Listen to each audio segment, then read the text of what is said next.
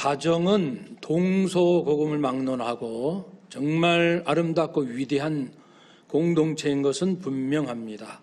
설 명절을 맞이하여 우리는 정말 가족들을 소중히 여기고 이 세상이 어떻게 달라진다 할지라도 믿음 안에서 사랑하는 우리 가정 되시기를 주의 이름으로 축복합니다.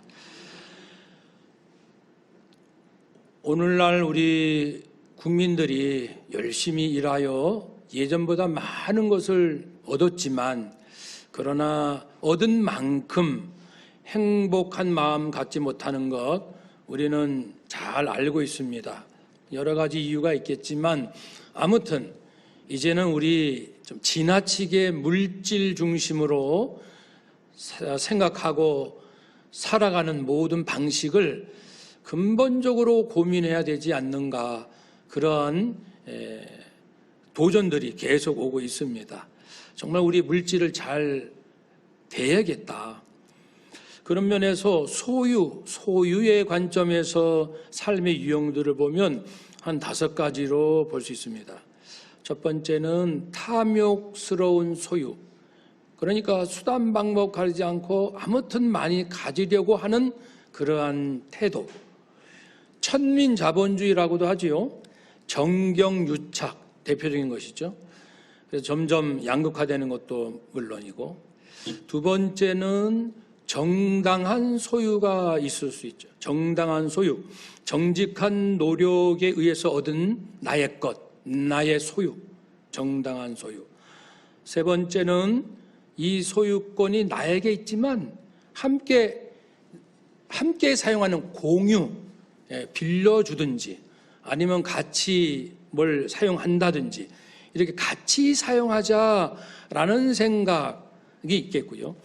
네 번째는 내 소유를 이전시키는 것, 남에게 넘겨주는 나눔이 있습니다. 나눔. 지금까지는 이게 내 거였는데 이제 당신에게 드립니다. 당신 거예요. 이렇게 기부, 기여, 나눔이 되겠습니다. 마지막 5번째는 자발적 가난, 자발적 고난의 단계가 있습니다. 가장 고상한 단계죠. 자발적으로 거룩한 뜻을 이루기 위하여 스스로 가난과 고난을 택하여 그 속으로 들어가는 삶이 되겠습니다. 아마 우리의 삶은 물질이든 시간, 재능, 지식, 모험 무엇이 됐든 어떤 사람과의 관계에서는 아까 5가지 중에 나는 나눔을 할 수 있어. 이 부분에서 내가 아주 탐욕스럽게 소유하려고 하네. 이 부분에서는 그냥 정당한 소유. 이 부분에서는 내가 자발적으로 기본적인 권리마저도 포기할 수 있는 이런 부분이 있을 수 있고요. 그래서 우리의 삶의 여러 상황에서, 여건에서, 관계에서 이런 5가지들이 다양하게 지금 흘러가는 게 우리 인생이 아닌가 싶습니다. 이 5가지 중에 가장 고상한 목표가 자발적인 그런 나눔, 더 나아가서 가난, 고난이 되겠습니다. 그 부분을 나누겠습니다. 사도 바울께서 로마 감옥에서 보낸 옥중서신 4권 중에 한 권입니다. 골로새 교회에 보낸 서신입니다. 오늘 본문 앞부분을 먼저 보면요, 이런 내용이죠. 여러분, 예수님과 인간, 성경에서 말하는 인간은 죄인입니다. 기분 나쁘게 들을 필요는 없는 거예요. 왜냐하면 하나님 앞에 사실 죄인 아닌 사람이 없거든요. 우리가 양심적으로 생각해 보면 금방 인정할 수 있어요.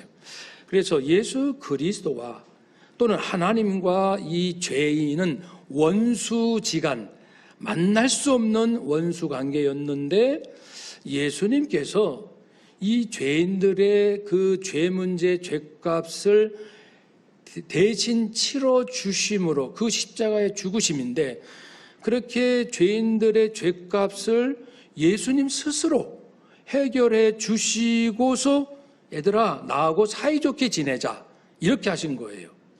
원수지간인데 사이좋은 관계로 바뀌었어요. 어떻게 해요? 예수님께서 당신을 희생시키심으로, 당신의 생명을 아낌없이 기꺼이 내어주심으로. 그래서 이제 예수님을 진실로 나의 구주로 믿고 영접하게 되면, 물론 내가 죄인인 것을 인정하고 내 죄값 때문에 예수님께서 대신 희생하셨음을 진실로 믿고 이제는 예수님을 나의 구세주로 영접하고 이제는 진리신 예수님을 따라 살겠어요라는 진정성, 진실성이 있게 된다면 실제로 그렇게 됩니다. 그래서 어느 누구도, 마귀도 나를 정죄하거나 대적할 수 없는 그러한 하나님께서 보호하시는, 너는 내 앞에서도 의롭다, 내 앞에서 의롭다라고 할 수 있게 하겠다.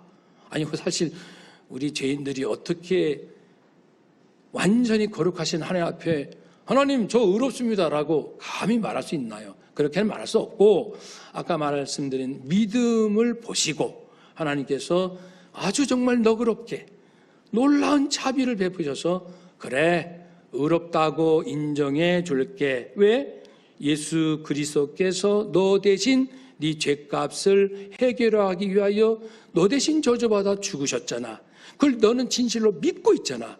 네 믿음을 보고 내가 약속한 대로 너는 다시는 내게 저주받지 않을 거야 라고 약속을 하신 거니까요. 그렇게 이제는 원수지간이 아니라 이제 하나님과 자녀, 아버지와 자녀 관계가 되었습니다. 한번 따라 합시다. 하나님은 나의 아버지, 나는 하나님의 자녀. 아멘.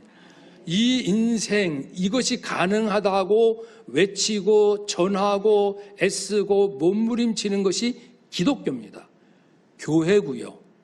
이 복음을 전하기 위하여 목회자와 선교사들이, 또 그들을 돕고 기도로 물질로 여러 가지로 협력하는 성도님들이 이 일을 지금까지 2000년 동안 전 세계에서 하고 있고, 우리 당산동 교회도 그 일을 하기 위하여 존재하고 있지요. 사랑하는 여러분, 바울은 말합니다. 24절에 그런데요, 내가 이렇게 예수님 믿고 새로운 인생을 살 수 있는 이것을 전하려고 하는데 그런데 쉽지 않아요. 이렇게 좋은 걸 전해도 고통이 있고 아픔이 있고 힘듦이 있어요. 그래서 이 사도 바울은 선교를 할 때 1차, 2차, 3차 하잖아요.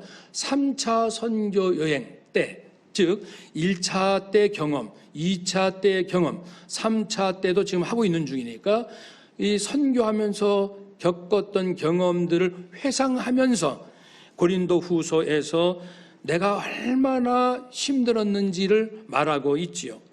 그래서 사방으로 우겨쌈 당했어요. 답답한 일을 당했고, 박해를 받았고, 거꾸로 뜨림도 당했고, 환난, 궁핍, 고난, 매 맞고. 왜 매를 맞아요?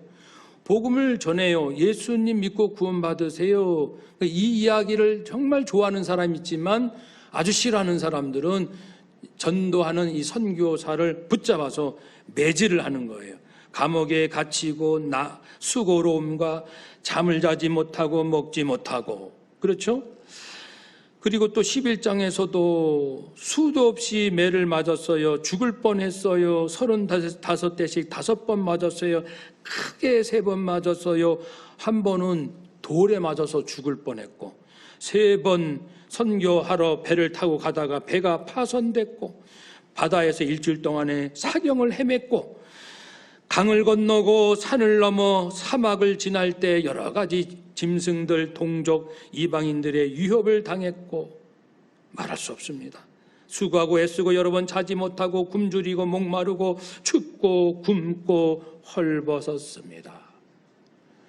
우리가 이 목록을 듣기만 해도 숨 막힙니다. 어이구, 어떻게 그렇게 살아? 숨이 콱 막힐 정도입니다. 바울은 삶을 그렇게 살았어요. 바울이 예수님 만나고 대략 한 37년 정도 살았거든요. 그도 그 중에서 선교에 올인한 것은 대략 한 20년 정도입니다. 그 앞부분은 이제 준비 기간이나 다른 조용하게 있었던 기간이고요. 집중적으로 선교한 건 한 대략 20년이 좀 안 됩니다. 그때 이런 많은 어려움을 겪었던 거죠.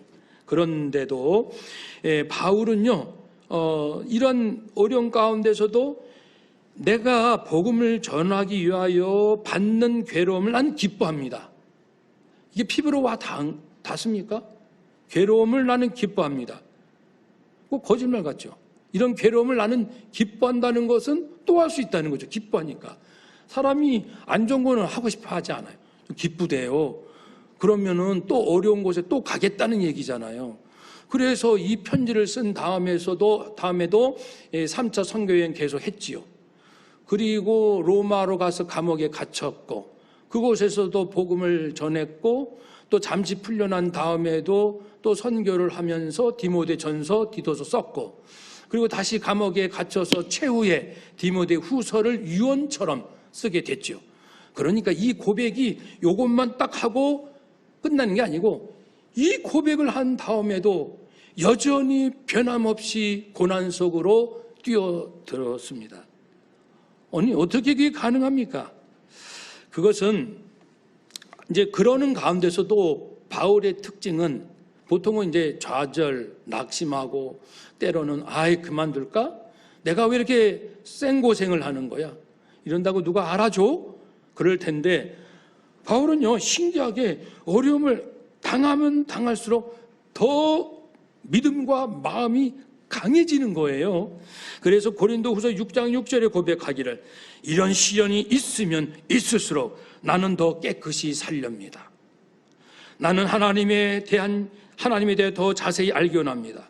나는 인내할 것이며 나를 핍박하는 사람에게 자비를 베풀고 성령의 감동 감화를 받고 사람을 사랑하되 거짓 없이 사랑하겠습니다. 나를 해치려는 사람들이 곳곳에 있지만 나는 그들을 향하여 거짓 없이 사랑할 것입니다. 그렇게 다짐하고 진리의 말씀 하나님의 능력으로 무장합니다. 여러분, 나를 뭐 세상에 그런 잣대로 뭐 유명하지 않다 그러는데 하나님께 인정받으면 유명한 자죠. 내게 물질이 많지 않은 건 사실이에요. 그렇지만은 필요한 사람을 위해서 간절히 기도하면 하나님의 응답이 이루어지니 많은 사람들, 아니 모든 사람을 부욕케 할 수 있습니다. 내 안에는 예수님이 계십니다. 전능하신 그분이 계십니다. 실제로 사도 바울은 많은 병든 자를 고쳤고 그 당시 의술로 할 수 없는 일을 했고 심지어는 죽은 자, 설교 듣다가 3층에서 떨어진 유두고라는 청년을 죽었는데 살린 기적도 했고요. 귀신도 쫓아냈고요. 사람들 살린 거죠. 귀신 들리면 인생 괴롭습니다. 그런데 완전히 귀신을 쫓아내고 그 인생을 건강하게 세웠고, 그러니까 여러분, 나를 그렇게 가볍고 우습게 여기시면 안 됩니다. 내 안에는 예수님이 계십니다. 예수 말씀, 예수 권능, 예수 생명이 충만하여 필요한 대로 기도할 때 하나님께서 여러 사람들을 살리는 일을 나를 통해서 하시거든요. 그러니까 기쁘다는 거예요. 그리고 내가 그래서 기쁘고요. 또한 만약에 염려가 있다면 있긴 있어요. 어떤 때 근심, 걱정이 있냐면은 성도님들 때문에 그래요. 내가 어려움 당했다 그것 때문이 아니고 우리 성도님들, 우리 교회들 하나님 잘 믿고 올바른 믿음으로 잘 살아야 할 텐데 그렇게 되지 못할 때 내가 얼마나 애가 타고 얼마나 괴로운지 몰라요. 그런 아픔은 있습니다. 그러한 몸부림과 염려와 근심은 있습니다. 그렇지만 나머지 내가 어떻게 어려움을 당했다 그것 때문에 힘들지 않고요. 오히려 기쁘다니까요.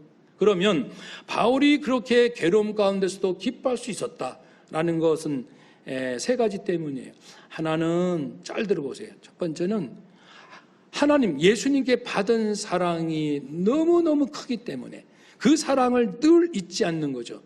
사실 바울은 워낙 정말 악한 일을 했거든요. 교회를 핍박하고 예수 믿는 사람을 조롱했고 방해했고 너무너무 심한 일을 많이 했어요. 악한 일을.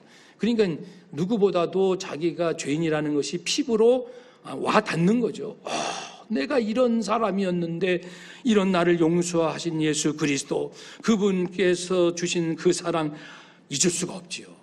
우리도요, 이 시련과 고난에서 기쁘게 살고 싶으시면 내가 얼마나 악한 자였는데 얼마나 큰 사랑을 받았는가, 그것을 한시도 잊지 않는 그것입니다. 두 번째는 사도 바울은 그 삶의 이유가 달라요. 물론 선교사, 목회자, 당연히 복음을 전하는 것, 그렇게 말할 수 있지만, 그러나 정말 그래요. 바울은 선교사라고 해서가 아니고, 그가 선교사가 아닐지라도 그의 삶의 목적은 사람들에게 복음을 전하여 그들이 예수님을 믿고, 그리고 그 사람들이 아름다운 인생을 살도록 돕는 것, 이것이 자기 인생의 꿈이요, 행복이요, 자부심이요, 희망이요, 영광이요. 좋은 말은 다 갖다 붙여도 돼요. 사람들 좋은 거 많이 찾잖아요. 어디 가면 즐거운 거 없어? 바울은 나는 사람들을 살리는 것이 즐거움입니다. 어디 기쁜 거 없어? 저는 사람 살리는 것이 기쁨입니다. 마음이 좀 이게 불안해. 인생이 좀 평안했으면 좋겠어요. 나는 사람을 살릴 때 내 마음이 평안합니다. 모든 거 다 깨끗이 해결되는 거예요. 사람을 살리는 것이, 누군가를 살리는 것이 내 인생의 꿈이요 목표랍니다. 그것이 있기 때문에 고난 중에도 기뻐할 수 있었고요. 세 번째는 이 그리스도의 남은 고난이라는 표현처럼 내가 이렇게 사람들 살리겠다라고, 그러나 고난을 당하는 이 고난은 사실 예수님께서 사람을 살리시려고 죽으셨고 복음을 전하신 것처럼, 그 예수님이 고난 당하신 것처럼 내가 고난 당할 때 사실은 내 안에 예수님이 계시니 예수님이 고난 당하신 것과 마찬가지다라는 인식이 있는 거예요. 그래서 내가 당하는 고난은 주님이 당하는 고난입니다. 이렇게 당당하게 말할 수 있는 마음의 깨끗함이 있는 거예요. 진실함이 있는 거예요. 나 억울함, 우리 예수님이 억울함 당하셨구나. 누군가가 나를 수치스럽게 했습니다. 우리 예수님을 수치스럽게 하지 마세요. 이렇게 말할 수 있을 만큼 말입니다. 그래서 갈라디아서 6장 17절에서 말하죠. 바울이요, 여러분 누구든지 나를 괴롭게 하지 마십시오. 나를 괴롭히지 마세요. 왜냐하면 나는 내 몸에 예수의 흔적이 있습니다.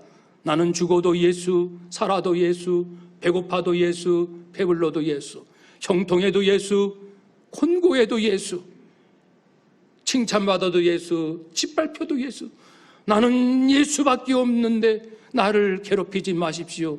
예수 흔적밖에 없습니다. 이렇게 고백하는 이런 마음이 있었기 때문에 언제 어디서 어떤 일을 당해도 너무 기뻐가지고, 세 가지 말씀드렸죠. 받은 사랑 기억합시다. 내 인생의 목적은 다른 사람을 살리는 것입니다. 그리고 내 안에는 예수님으로 꽉 차 있습니다. 이렇게 고백할 수 있으시기를 주의 이름으로 축복합니다. 한번 더 합시다. 하나님, 제 안에도 예수님으로 채워주세요. 아멘. 그러니 예수님으로 꽉 찬 사람은 이 세상에 하나님 외에 두려울 것이 없고, 죄 짓는 것 외에 부끄러울 것이 없고, 하나님이 주신 것 외에는 부러워할 것이 없으니, 그러면 게임 끝. 사람들은 계속 뭔가 두려워하잖아요. 뭔가를 부러워하고 뭔가를 부끄러워하잖아요. 근데 이 세 가지가 아주 깨끗이 정리됩니다. 어떻게 되면 내 안에 예수로 가득 차면, 그런 은혜를 소망하면서 25절 보면은 바울은 내가요 이렇게 예수로 꽉 차가지고 이 복음을 전하는 교회 일꾼이 된 것, 내가 좋은 직업을 찾고자 여기까지 온 게 아니에요. 내 적성에 맞아, 성격에 맞아서, 내 형편에 맞아서, 이 사회에서 인기가 있어서, 그래서 저희가 이 선교의 길로 온 게 아니고요. 하나님께서 나를 부르셨기 때문입니다. 주께서 내게 주신 직분을 따라 복음을 전하는 것이지요. 그러니까 선교사뿐 아니고 직장을 다니신 분도 하나님께서 나를 이 직장에 다니게 하셨다는 확신이 오기까지 기도해야 돼요. 하나님, 제가 이 직장에 어쩌지 오긴 왔는데 정말 이 직장 또는 이 직업, 주여, 이 직업, 이 직장 정말 다니고 이 일을 하기 원하신가요? 여쭤야 되지 않겠습니까? 우리 인생의 주인이시요 선한 분이시고 미래를 아시는 그분께 이런, 아니 누구한테 그 최고의 멘토, 최고의 컨설턴트, 최고의 코칭 누굽니까? 예수 그리스도. 그분께 내 인생의 멘토가 되어주세요, 컨설턴트가 되어주세요, 코칭해주세요, 그렇게 되는 거죠. 그래, 코치가 되게 해주세요. 그러니까 바울은 자기를 부르신 분이 하나님이시고 선교사란 직분을 주신 분이 하나님이시란 확신이 있으니까 항상 어떤 속상한 일, 혹 염려, 근심이 있으면 그분께 상담하면 돼요. 하나님, 제가요 하나님께서 하라고 해서 선교사 이 길까지 왔는데 에베소에서 이렇게 수모를 제가 당하다니요, 이제 어떻게 할까요? 왜냐면 에베소로 오게 하신 분이 하나님이시니까 또 여쭈어야죠. 그러면 어떤 경우는 다른 도시로 가거라, 어떤 도시는 어떤 데서는 숨어 있거라, 방법이 여러 가지거든요. 하나님도요 이 세상에 전쟁도 여러 전략이 있듯이 손자병법 36개 많은 병법들이 있듯이, 아니 그것과 비교됩니까? 하나님의 뛰어난 이 지혜, 온 우주를 만드신 최고의 공학자이신 하나님께서 인생과 우주 역사의 통치자이신 그분께 내 인생을 상의하고 힘들고 어려울 때 울고 하나님 앞에 내 모든 걸 토로할 때 어찌 하나님께서 위로하시고 선한 길로 인도하시지 않겠습니까? 늘 바울은 그런 마음으로, 그래서 26절에 예수 그리스도는 하나님의 비밀인데 나에게 맡기셨고 내가 전하게 됩니다. 예수님이 누군지를 몰랐을 때 사람들은 뭔가 좀 잘 살아보려고는 하는데, 재밌게 살려고는 하는데, 근심 걱정 없이 살고 싶은데 뭔가 좀 화끈한 뭐가 없을까 지금까지도 찾아왔는데, 여러분 예수 그리스도께서 인생의 진정한 행복이요, 그리고 우리가 그렇게 그리던 그 모든 것을 이룰 수 있는 바로 그분이십니다. 오랫동안 감춰진 드디어 때가 되어서 예수님이 계시되었고 이제 내가 여러분에게 또는 다니면서 전파하고 있답니다. 그런데 28절 이 복음을 전하는 목적이 있어요. 예수님 믿으세요, 예수님 믿으세요라고 말하는 목적이 있어요. 이유가 있습니다. 당신께서 모든 죄 용서받으시고 하나님께 용서받으시고 영생을 얻으시고요, 예수 그리스도 안에서 완전한 자로 세워지기를 원합니다. 점점 예수 안에서 완전한 자 되기를 원합니다. 그런 것이죠. 완전하다는 것은 문자 그대로 부족함이 없다는 것이고, 고결하고 완전한 덕스러움을 뜻하기도 하고 부활의 상태도 말합니다. 그러나 우리가 예수 믿고 점점 완전해진다는 것은 시대에 따라 환경에 따라 그 요구하는 바가 좀 달라요. 오늘날 요구하는 거는 나입니다. 나. 사람들이 이 자기에 대한 이해가 오늘날처럼 이 극대화된 때가 없을 거예요. 그러면 예수님을 믿게 되면 어떻게 됩니까? 예수님을 믿게 되면은 내가 나에 대해서 잘못 생각하고 있는 것, 나를 잘못되게 올려요. 자기의 의로움, 교만, 자만, 그런 사람이 예수님 만나면 내려옵니다. 아이쿠 주님 제가 어리석었습니다, 부끄럽습니다, 용서해 주세요 하고 쫙 내려옵니다. 그런데 자기 자신을 필요 이상으로 잘못된 방식으로 자기를 학대하고 억압하고 자기 자신을 저주하고 자기를 못났다고 하는 사람들이 예수님을 만나면 네가 얼마나 존귀한데 너는 하나님의 자녀야 라고 그 마음에 진정한 자존감을 올려주시고, 똑똑한 것만 너무 좋아하는 사람, 그리고 감정에 너무 감성에 몰입하는 사람, 그리고 자기의 어떤 일 많이 했다는 공로에 사로잡힌 사람들, 예수님 만나면은 이제 지정의 온전하게 균형 잡혀 건강한 지정의로 싹 변화되도록 하여튼 예수님만 만나면요. 그리고 지난주 말씀처럼 예수님을 만나면 이 공동체가 전부라고 했던 사람이 아니구나, 각자 개인도 소중하구나, 나밖에 모르는 사람이 아니야, 가정도 소중하고 나라도 소중하구나, 그래서 나도 그리고 공동체도 함께 소중하다는 것을 깨달아가도록 예수님이 그렇게 만들어 주십니다. 그러니 우리가 복음을 전할 때 얼마나 자부심이 있고 기쁨이 있겠습니까? 당신이 예수님을 진정 믿으시면 가장 위대한 변화를 얻게 됩니다. 왜 그래요? 골로새서 3장 19절에 보면 답이 있습니다. 예수 그리스도 안에는 모든 거룩한 신성이 충만한 가운데 거하시기 때문에, 예수님은 본래 성자 하나님, 예수님 비록 인간이 되셨다 할지라도 그 안에 하나님의 신성, 신격, 거룩한 성품이 충만한 가운데 있으니 예수님을 만나면 그렇게 우리의 삶이 달라지는 거죠. 어느 작가가요, 그림을 그리는데 그분은 물 안개를 주로 많이 그려요. 이게 산수 같은 그리는데 그걸 또 뿌옇게 해요. 다음에는 뿌옇게. 이게 선명히 안 하고 뿌옇게. 왜 그러냐면은 자기 생각에는 사람들이 이 땅은 참 사는 게 괴로워요. 힘들어요. 그러나 뭔가 유토피아, 뭔가 도달할 수 없는 그 아름다운 세계가 있을 텐데, 그것이 있지만 여기는 너무 괴로워. 그러나 여기에 있지만은 저것이 있다라는 것을 잊지 말고, 그래서 이제 이렇게 뿌옇게 그림을 그려요. 그렇게 사람들로 하여금 그 그림을 보면서 안개로 가득한 이 자연 속 그 너머에 뭔가 아름다움을 상상하도록 자극시켜서, 이 땅이 비록 괴롭고 힘들지만 이것이 전부가 아니고 뭔가 그 아름다움이 있을 겁니다. 그 세계가 있을 겁니다라는 이것을 깨우쳐 주기 위함이다 그랬습니다. 바울이 이 부분과 연계한 바울은 그렇습니다. 여러분, 뭔가 사람들이 아름답고 진실하고 그 우리가 추구할 그 세계에 뭔가 있지 않겠습니까? 그것을 얻고 싶습니다. 여러분, 그분이 바로 예수 그리스도이십니다. 그분이 예수 그리스도이십니다. 예수님을 영접하시고 예수님과 함께 사시면은 나의 생각, 감정, 느낌, 인생의 목적, 사람 만나는 태도, 물질을 사용하는 모든 것이, 문자 그대로 모든 것이 변화되는 거듭난 인생을 살 수 있답니다. 바울이 그렇게 외칩니다.